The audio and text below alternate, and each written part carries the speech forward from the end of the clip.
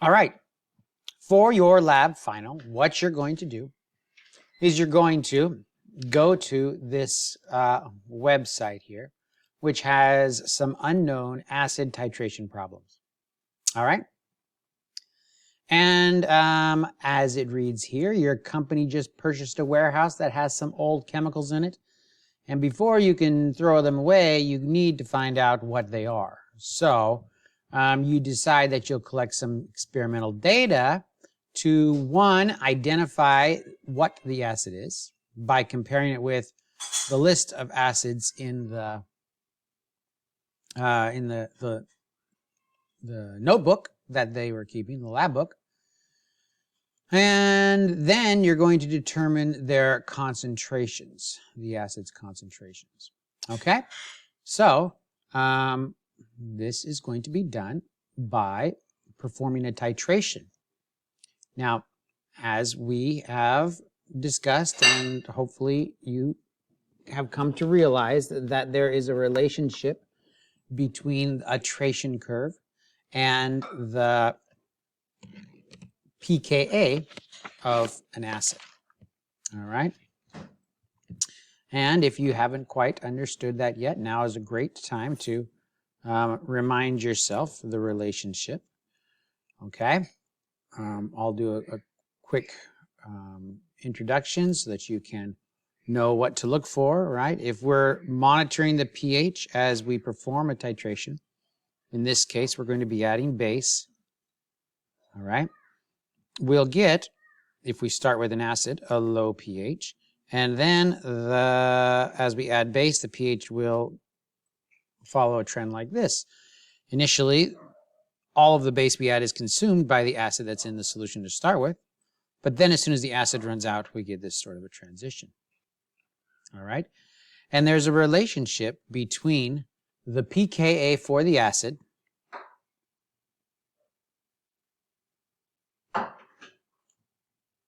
and something on this curve. And I think most of you guys should know by now. If not, the amount of effort that you'll put into trying to understand what the relationship is between the pKa for the acid and the shape of this curve will help you remember. So you can go look into that. After you understand that, then you can use this virtual laboratory here. I'm going to get myself a little bit of unknown acid. I'm going to go to the stock room and get, what do I want? I want a, some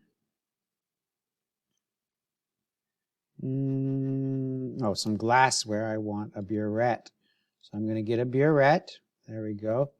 I'm also going to get a small beaker here. All right. I'm going to need to get a pipette.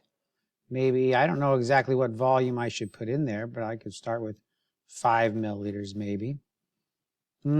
Solutions, I'm going to get some water as well. I think that's probably about it. I could put this onto here. Oh, I need some, go back into the solutions. I need some strong base. Maybe I get some 0.1 molar sodium hydroxide here. All right, so I'm going to use the pipette. I drag it onto this, and then I withdraw a certain volume. All right, this is my 5 milliliter pipette, so I withdraw that 5 milliliters, and then I release it into here, pour it into there like that. Whoops. Oh, how much I want to put in. All right, so I delivered that 5 milliliters into there. Okay. Now I have 5 milliliters of unknown acid into here. If I click onto this, it tells me the hydrogen ion molarity and the hydroxide ion molarity, the volume of the solution that I have in there. Okay, and let's see. I'm going to put the sodium hydroxide into my burette. If I do 52 milliliters, pour it in there, that fills it up to the very top at 0 because there's a 2 milliliter space down here between where this begins to be graduated in the stopcock. Okay, so that's good. I have my base in there now. And now I'm going to put a little bit of water into here, first of all, just about 50 mils. Okay. Now I can take this and put it over my beaker, and then I can begin to deliver my solution. Now, as we drew before, we need to generate this pH curve here. Okay? And there's certain parts of this pH curve that we need to know more about than others. And here's a hint. Specifically, for sure, we need to find the exact endpoint for the pH curve. All right? So we really need to find that endpoint, the point where the pH spikes up. And you can find this spot here by kind of looking at this curve and finding out exactly where, if this is a perfectly symmetric curve, looking at here and here, the curves, portions, right? Exactly where the middle is on these two lines kind of thing, right? The middle, this way and this way. That's where we're going to get our endpoint. Okay? So, right now, I know that I have 0 milliliters in, and my pH is, click right here to find out what the pH is, 4.59. So I'm going to start to create a graph here. Milliliters of the hydroxide ion versus pH 0, 4.59. Okay? And then, why don't I put in here maybe 5 mils?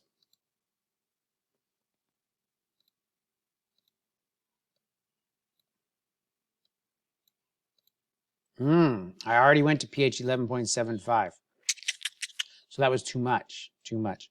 I'm already past this, so you can try to figure out where this transition should be for these different acids if you want to. But here's a hint. It's definitely going to pass through 7. This will not be, the endpoint will not be at pH 7, but it will pass through pH 7, pass through neutral. So I've already gone up to pH 11. So maybe I want to try to get, let's see, 5 milliliters more of my acid and put it into here.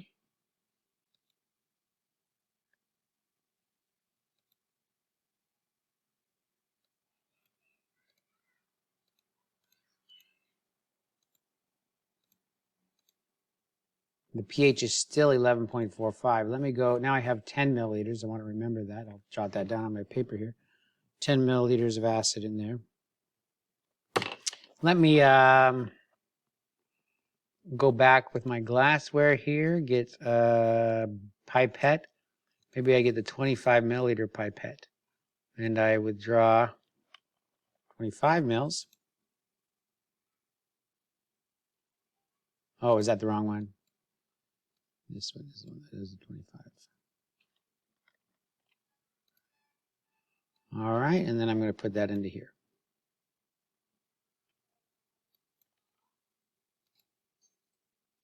Okay, so that's brought my pH down to 6.55. All right. So now I can say after 5 milliliters, I'm at 6.55. And let's add just 1 milliliter this time. Now I'm at 6.71, so I can go 6. Let's drag this over here. 6.71. Another milliliter, 7. 6.87. Another milliliter, 7.05. That's at 8. Another milliliter, I'm at 9 now, and I've delivered, the pH is 7.27. One more milliliter.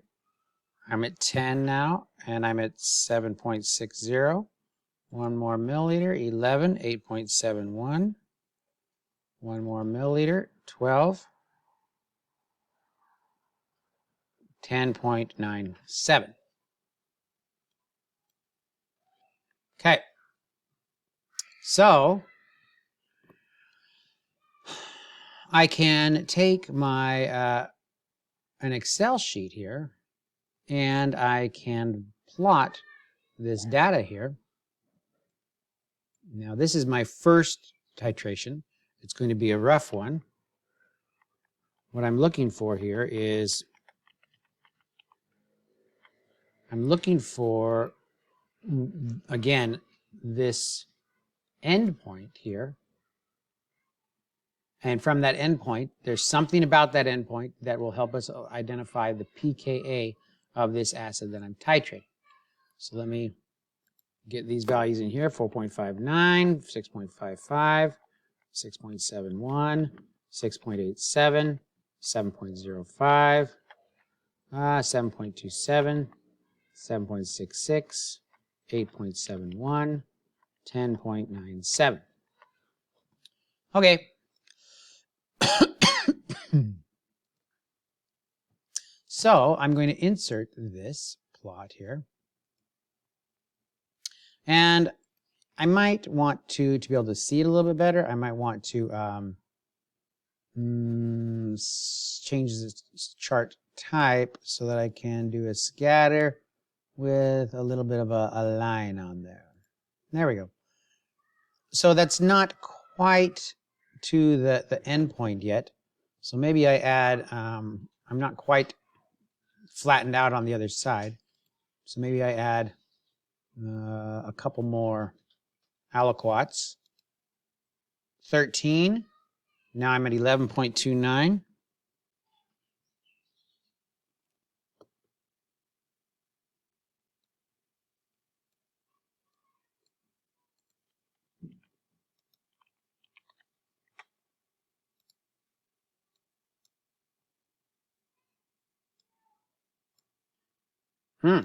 Okay, so I have, looks like, gone through the transition point, but I think I went a little too fast. I should have been dealing with smaller volumes, or maybe a more dilute base, so that less base was added in each one. I really want to find out where this transition point is. So it looks like my transition point is about somewhere around 10.5 milliliters, maybe, or 11, maybe 11.5, something like that. And so from that, I can kind of identify what the pKa is. And I'm going to say that from this here, I suspect that the pKa is close to 7, 6.64 maybe.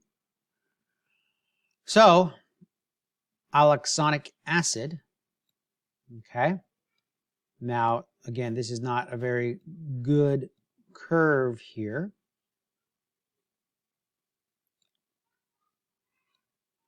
But if I assume, or if I predict that this is 11 here, 11.5, if I think of my, what's called my endpoint is at 11.5 milliliters.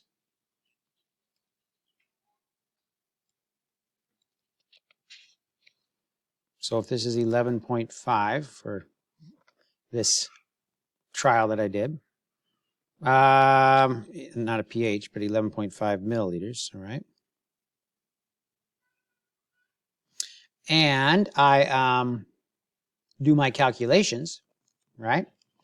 So I know my, what do I know? I know the pH of the sodium hydroxide, sorry, not the pH, but the concentration of the sodium hydroxide. I know this is 0.1 moles for every liter. I know how many liters of sodium hydroxide I just put in. That was the 11.5, right? I mean, that was, again, a rough value, but if you were to be very careful and do small aliquots, you could get a very precise number right at the equivalence point. What else do I know? So that now I know how many moles of sodium hydroxide were consumed. I can look Alexanic acid. I can learn about Alexanic acid here. Okay.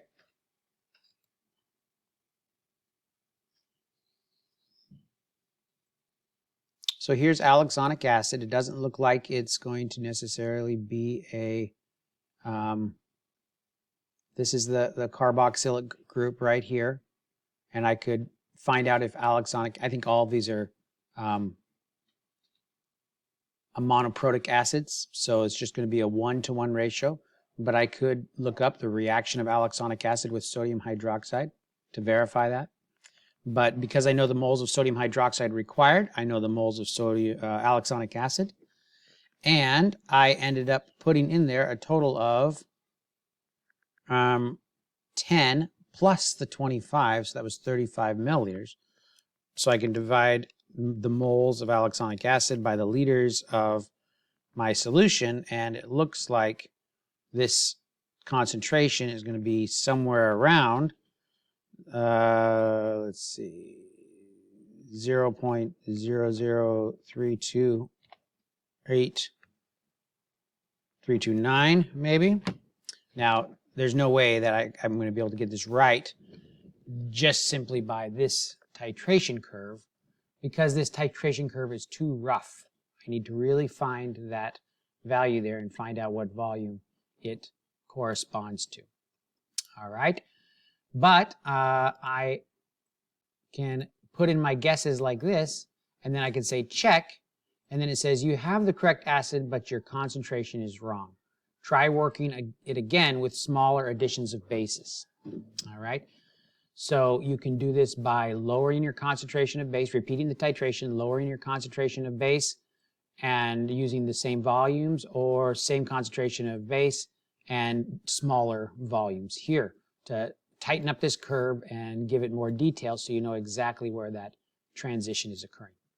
All right, so this is what you're going to get good at. You're going to get good at kind of being able to create a titration curve for your final, and from that you'll be able to you'll gain an understanding of the relationship between pKa and so forth of a base and a titration curve.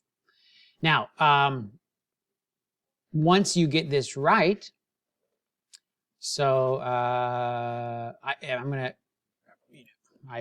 for me, I'll go.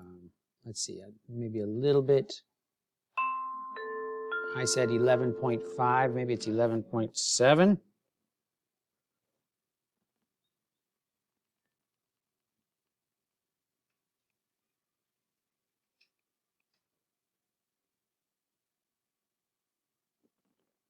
Let's try 11.7 in terms of a volume.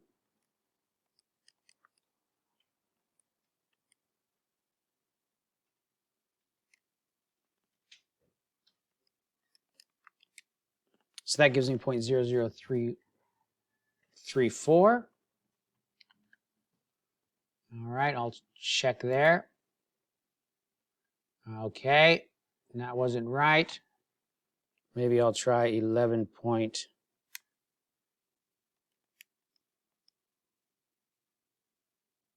Oh, wait.